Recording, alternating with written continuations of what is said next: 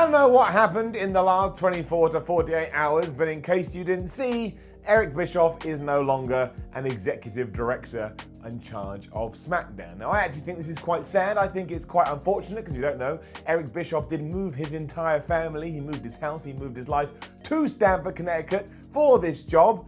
So that just sucks. I never want anyone to lose their job. I never want anyone to be unemployed. I want everybody to be successful and have happy smiles on their face. And you may disagree with that and go, Simon, you're living in Lollipop Land. Oh yeah? Well, I'm mayor of Lollipop Land and I ain't going nowhere. Bruce Pritchard has taken up that role, so he will now be taking charge of Friday nights, although of course he is still going to have to report to Vince McMahon. But given that this will probably be the last tenure of one Eric Bischoff under World Wrestling Entertainment banners, let's just have a little look through his career with 10 things that WWE would like you to forget about Eric Bischoff. This latest hire likely being one of them. Number 10, his match with Teddy Long. You probably don't remember this, but yes, at Survivor Series 2005, WWE actually thought it would be a good idea to have on the card Eric Bischoff versus Teddy Long, which is just nuts. Obviously it ties into GM of Raw and GM of SmackDown, but still, in no universe should that be on a card like Survivor Series, especially because Survivor Series is meant to be one of the big 4 pay-per-views, and that's meant to mean it's important. But it happened, there's no undoing it, although of course, as we've already mentioned, WWE would like to evaporate this from your brain so you never think about it. Palmer Cannon, who was the network representative, got involved and helped Theodore Long win, and the Boogeyman was also present pretty much from start to finish. I mean, it only went for around about 5 minutes, and again, Teddy Long did get the victory. But if you are on your WWE Network device right now, or you're close to it, why not load this little doozy up and then get back to me and let me know what you thought about it. It's really, really, really weird. Number 9, the Stephanie McMahon kiss. Now let's remember for 1 second that the owner and basically creative mind in charge of WWE is one Vincent Kennedy McMahon. So nothing can happen on a WWE TV show unless Vince comes in and goes, hey pal, I think we should do this evening. As long as he does that, you can get away with pretty much murder, given that, it's not realistic and all that nonsense. However, on an episode of SmackDown, back in the day, we actually saw Eric Bischoff march into Stephanie McMahon's office and he just kissed her. And at first, it was like against her will, but then for some reason, and surprise, surprise, we never found out why, she got into it too. Like, she was trying to bash him away at first, which is already incredibly questionable, because why on earth would you ever decide that is a form of entertainment? But then as they fall down onto a chair, she kind of grabs the back of her neck, and it sounds like she's getting into it. It's just preposterous on all levels, and never should have been featured on a wrestling show. However, it did. Once again, you can go on the WWE Network and watch it, or you can see it on YouTube or social media, because people are posting it all the time. But not only does WWE want you to forget about this, I would like myself to forget about this, because I get no enjoyment or pleasure from it whatsoever. It just makes me sad. It makes me want to fall on the floor, just like roll around a little bit, because I guess I'd be like, now I've done this weird thing. I'm more concerned about why I chose to do that in response to this clip, as opposed to do what a normal person would do and just close it down and get on with their life. That was number 9. Number 8, he turned down WWE in 2001. When we do go back in time and read through our history books, what we mostly remember is that WWE didn't reach out to Eric Bischoff in 2002. When that happened, he accepted, he debuted on Raw, and he gave Vince McMahon a hug. I mean, none of us are ever going to be able to forget that to this day. I still can't believe that McMahon was happy to wrap his arms around somebody who time and time again had said, I want to kill the World Wrestling Federation. He was going to stab it right in the back. In reality, however, things were quite different, because in 2001, after World Championship Wrestling, or WCW, had passed away, Jim Ross, and it has to be said against his will, Vince McMahon was telling him to do it, did reach out to Bischoff and said, hey, would you like to come to work for us now your company is no longer alive? And somewhat surprisingly, Eric turned around and said, nope, I don't think that's a very good idea. And the reason is quite simple. Bischoff was actually astute. He was on the ball about what may happen during this invasion storyline, and he didn't want to get dragged down with it. And to be fair, he got it absolutely correct. Now, if he had been involved, you could argue then in that sense the invasion angle would have been better, because you needed people like Bischoff, Flair, Hogan, Goldberg, Nash, Hall, who only came in after that was done and dusted. So it's like a chicken and egg scenario. If we had got Bischoff in, maybe it would have worked, but Bischoff knew that WWE would never push WCW like that, so he didn't want to come in. But those are the facts. 2001, he said nope. 2002 something changed and he said, okay, I'm ready to dance. Number 7, it was him who came up with many of the ideas we're still seeing today. When Nitro was at its peak, there were a few things going on that we weren't overly familiar with when it came to pro wrestling. One, Monday nights went live every single week, which was absolutely crazy. There was a heel authority figure that, as we know now in 2019, has died out entirely, but back in the late 90s, it was quite exciting. We had edgy, real storylines that felt like they could actually be happening in the real world, and on top of that, we had groups and stables that just came across as really cool.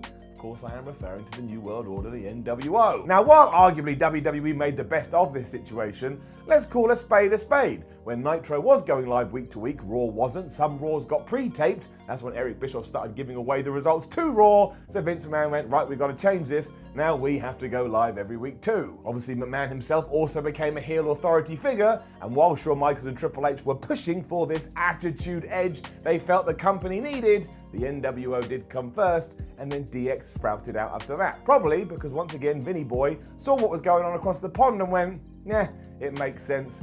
Maybe we should do what we can to do what they're doing. And it wasn't just WCW, that happened with ECW too, which also World Championship Wrestling borrowed from. But we are here talking about Eric Bischoff. And again, got to put your hands together and say the man did come up with a lot of good concepts. And some of them we are still witnessing today. Although again, thank goodness the heel GM is dead. Who else, hands up, who else is so bored of the heel general manager? I think we've all got our hands up right now, unless you're, I don't know, who could you be? Shane McMahon. Shane McMahon probably right now has his hand up, but mostly because he is a heel general manager. Number 6, Eric Bischoff is the only promoter to beat WWE. I could stand here and give you a long list of promoters like Vern Gagne, Stu Hart, or Paul Heyman, and the one thing that all of them have in common is that Vince McMahon either beat them when it came to wrestling companies, or he just straight up bought them out. Once WWE's national expansion begun, there was no turning back, and even though people like Heyman did come up with Extreme Championship Wrestling, which created their own niche, even they weren't able to land a hook or a jab or an uppercut on the big boys in Stamford, Connecticut. When it came to Eric Bischoff though, at least for a few years, not only was he beating them in the TV ratings, not only was he making more money than them, but he was getting them more pay-per-view buy rates too, which meant, again, for a period, WCW was number 1 and number 2 was WWE. And again, if you go back through the annals of time, you ain't gonna find many times when that did happen, because since WWE sprouted out into this gargantuan monster, more often than not, they have been numero uno. Apart from that time, Nitro kicked their ass for 83 weeks. No one has ever come that close to besting Vince McMahon, although ultimately we do have to say, maybe WWE would actually be quite happy for you to share this story, because of course, how does it end?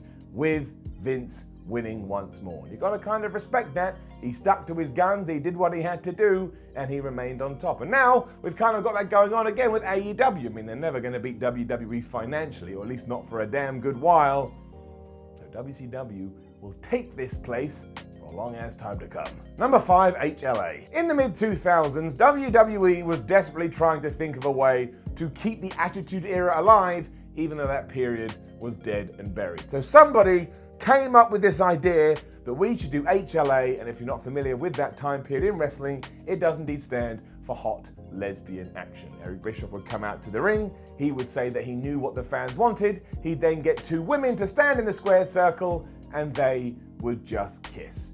Is this one of the worst things that the company has ever done? Yes, it is. Should it ever be brought back? No, it shouldn't. Should you ever watch this? No, it's just trash. The worst part of all of this, of course, is it was just done to try and pop a rating. They genuinely thought the fans would want to turn on their TV in case they got to see 2 women kissing because, ooh, lesbians. I mean, if that doesn't drag that movement into the floor, I don't know what does. And also, think if they did that now in 2019 with Twitter, social media, Facebook, Instagram, it would probably annihilate the company, and it should have done. I bet Eric Bischoff hates the fact he was involved in this. If he says otherwise, I don't believe him. Number 4, he challenged Vince McMahon to a fight. On the 11th of May 1998, in a desperate ploy to try and win back some ratings, Eric Bischoff came out on Nitro and said live on national TV, or international TV really, that he was going to challenge Vince McMahon to some fisticuffs. He wanted it to go down at WCW Slamboree, and look, don't get me wrong, he was deadly serious, to the point Hulk Hogan even said to him,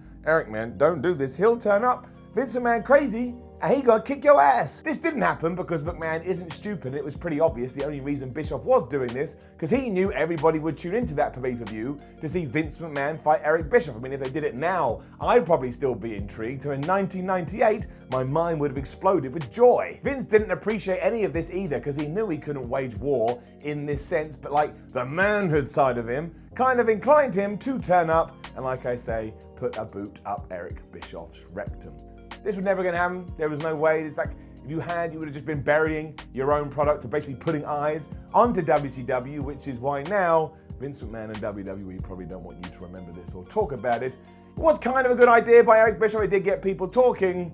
The company was dead 3 years later, so it wasn't that good. Number 3, he couldn't have actually used Bret Hart on Nitro with the title. There are around about 46,210 theories when it comes to the Montreal Screwjob, and one of the more prevalent ones is that Vince McMahon had no choice but to screw Bret the Hitman Hart at Survivor Series 1997, because if he didn't, the Hitman may have turned up on Nitro with the WWF Championship over his shoulder. That is not something that Vince McMahon could risk, so he was going to do anything in his power to stop it. Unfortunately, that ignores a small bit of information that happened in 1995, because in 1995, Medusa, or Alundra Blaze, had defected over to WCW Nitro, and she had done that. She had the WWF Women's Championship, and what did she do? She threw it in the bin after being told by Eric Bischoff that she had to throw it in the bin. Do you know how WWE responded to that? They sued WCW and said, you can't do that, you're playing with our stuff. By the time 1997, 1998 rolled around,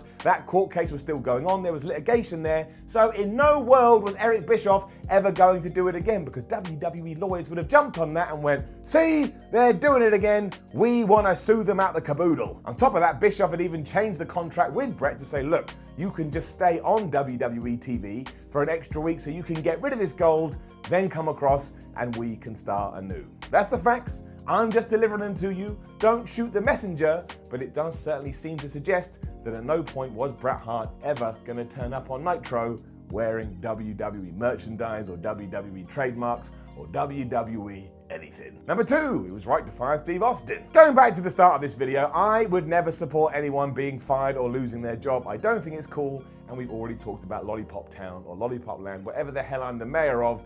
That is what I support. I want everybody to be peaches and cream. But when we do talk about stunning Steve Austin getting fired for World Championship Wrestling, the usual rhetoric is that Eric Bischoff was wrong, he shouldn't have done it, and really we should all take our fists and punch him in the face. But I kind of view it a different way, and it's this. If the man at the top of the WCW tree had not fired the future Stone Cold, maybe he would have never become that character to begin with. You get it in sports all the time. Like, somebody will leave Arsenal Football Club, if we're talking about the Premier League, they'll go on to have great success, and Arsenal fans will go, well, why the hell did we let him go? He was really good. But the point is, the catalyst for this change came when he got booted out to begin with. And given that Stone Cold Steve Austin went to ECW and he made all these ranty, angry promos about WCW, that's when he started to find this new character, find his new persona. He started to transform into the Rattlesnake, and therefore he needed to get fired from World Championship Wrestling to become one of the most successful people that the professional wrestling world has ever seen. I mean, it does suck that they let him go when he was dealing with an injury. I mean, who wants that? You're sat on the couch, you can't wrestle, you can't be active, and then back in those days, a fax comes through, it just goes, Stone Cold, although stunning it would have been then, we ain't gonna play ball with you anymore. But that side, shifting it over there, probably made Stone Cold Steve Austin what he was. Also, Steve Austin himself has said that back then he had a bit of a bad attitude, so maybe this was just always the way it was going to have to be. Number 1, he didn't nearly put WWE out of business. The story as it goes is that during the mid-90s, WCW almost killed WWE because World Championship Wrestling was on the rise, and they kept stomping on World Wrestling Federation until the point they were going to run out of money. And look, that is true to a certain extent in the sense that yes, WCW was growing while WWE was struggling, but the point is, WWE was struggling even before WCW managed to bring itself back from the ashes. The real issue that Vince McMahon was having is that he hadn't made any new stars in the mid-90s, around 1995, and that Kevin Nash's one-year title run didn't set the business on fire. We were also having characters like Duke the Dumpster Droese and Repo Man, and of course Repo Man should have become the best thing ever, but he wasn't handled correctly. You know how that goes. But that's the reason they were in the dumps, and WCW just kind of added to that as opposed to be the, I don't know, the trigger, the gun, the bullet that pushed them down further. Because don't forget, even in 1997, house shows did start to pick up, and then Vince McMahon made the decision to renege on Bret Hart's contract, and he took all the money they were making and he handed it to one Mike Tyson. And that one moment between Tyson and Austin exploded everything, and it's likely why we are where we are today. Kind of all started there. That's not the rhetoric we get these days though, I guess, because creative licensing is just very fun. If you watch any Monday Night Wars on the network that we have talked about a lot today, they will say that Eric Bischoff was the big bad man coming to put WWE out of business, and he came this close. But really, McMahon is too savvy of a businessman to let that happen, but never let that stuff get in the way of a good story. Now, don't forget to leave a comment below and let us know what you think about Eric Bischoff, the fact he's been let go, or any of his time in WWE. Like, share, and subscribe. Head over to whatculture.com, read yourself some articles, follow What Culture on Twitter, WhatCultureWWE.